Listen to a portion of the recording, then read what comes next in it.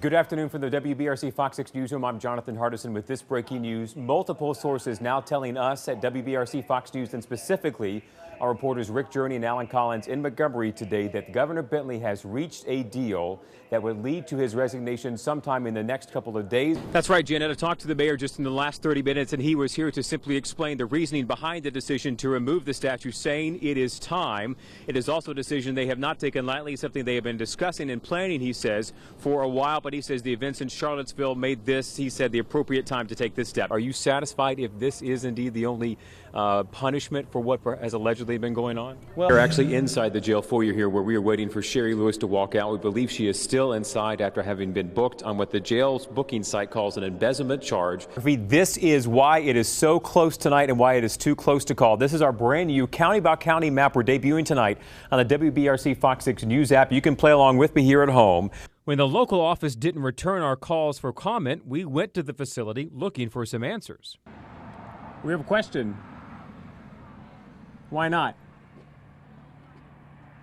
She's saying no comment and we can't come in. EBSCO says now, because of our investigation, they are reaching out to the virtual library to try and correct this. But the folks who work inside here day to day told us they don't have time to answer our questions this week. Maybe next week they'll get back to us.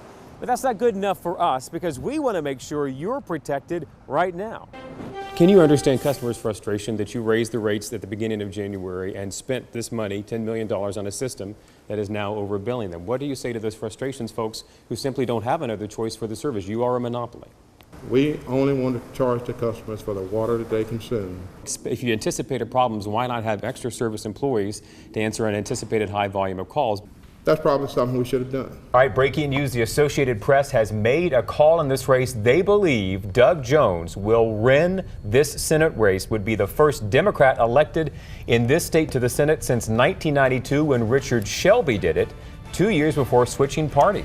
Steve, in just the last 60 seconds, Jerry Jones, the head of Birmingham Waterworks contractor Arcadis' Birmingham division until Monday, just walked out of these doors behind me, jumped into an SUV and drove off. He also turned himself in today on a 3-count indictment. Let's show you the video, though, of Sherry Lewis, the Waterworks Board chairwoman, walking out of this jail in just the last 15 minutes or so. Welcome. It's nice to have you with us, along with the AARP of Alabama. I'm Jonathan Hardison from WBRC Fox 6 News, and it is a pleasure to have our candidates and you, our audience especially, along with us tonight for this debate. There are 12 people in all vying to be the next mayor of Birmingham, and tonight you're going to hear from 5 candidates. Beyond just simply throwing funds at it, how specifically would you not only fight crime, but try and address its root causes and perhaps prevent it before it happens? Ms. Bell, we'll begin with you. 1 minute.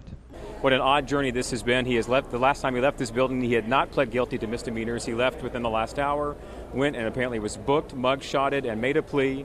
And again, now is heading back here to his offices for the last time to address the state. But we do understand he is no longer the governor of the state. In court, he said he has resigned. The resignation letter has been given to Lieutenant Governor Kay Ivey. So in effect, she is unofficially, or officially, if you'd like to look at it that way, the governor of Alabama as of now, the 54th governor of Alabama. I want to bring in Art Faulkner. Art, would you join us? This is the director of the state EMA. Art, we talk about the continuity of government. You cover some of the most important, time-sensitive aspects of state government in terms of response. Talk about the transition process for the entire cabinet, but specifically for someone who has oversight of a lot of very key agencies.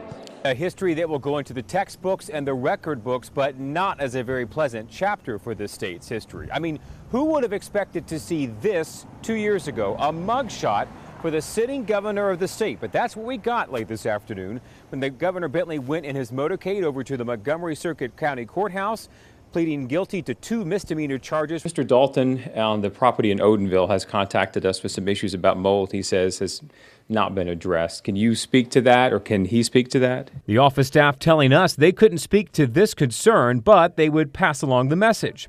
That was a Friday afternoon.